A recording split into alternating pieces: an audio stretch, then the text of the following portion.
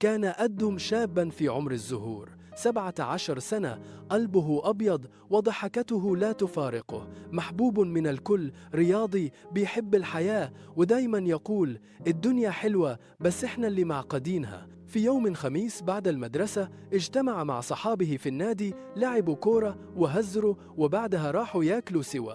أدهم كان فرحان جدا، ضحك كتير، نزل ستوري وهو بيقول أجمل أيام العمر. بعدها رجع البيت، اتغدى مع أهله وحضن أمه وقال لها أنا بحبك أوي يا ماما. ضحكت وقالت له مالك هتموت ولا إيه؟ قالها بعيد الشر، بس عاوزك تفضلي عارفة كده. في نفس الليلة دخل أوضته، صلى العشاء ونام بدري عشان عنده تمرين الصبح الساعة 6 الصبح. أمه دخلت تصحيه زي كل يوم، لكن أدهم ما قامش، نادته شدته، لكن كان جسمه بارد. صرخت وجريت الدنيا وراحوا بيه على المستشفى.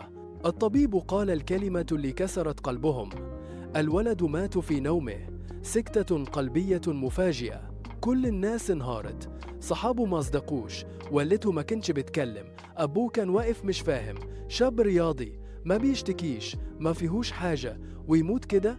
بعد التحاليل عرفوا إن عنده مشكلة خلقية في القلب ما كانتش باينة وبتزيد مع الضغط والتمرين.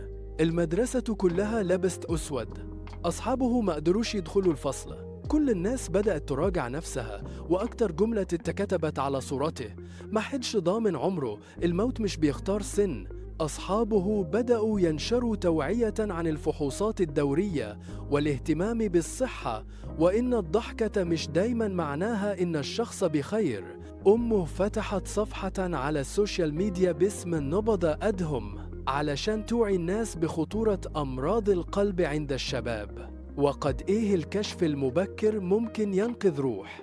مرت الأيام لكن أدهم فضل في قلوبهم، ضحكته كانت سبب في تغيير ناس كتير، ناس بدأت تصلي، ناس قررت تتصالح، ناس عملت تحاليل، وناس بدأت تراجع حياتها.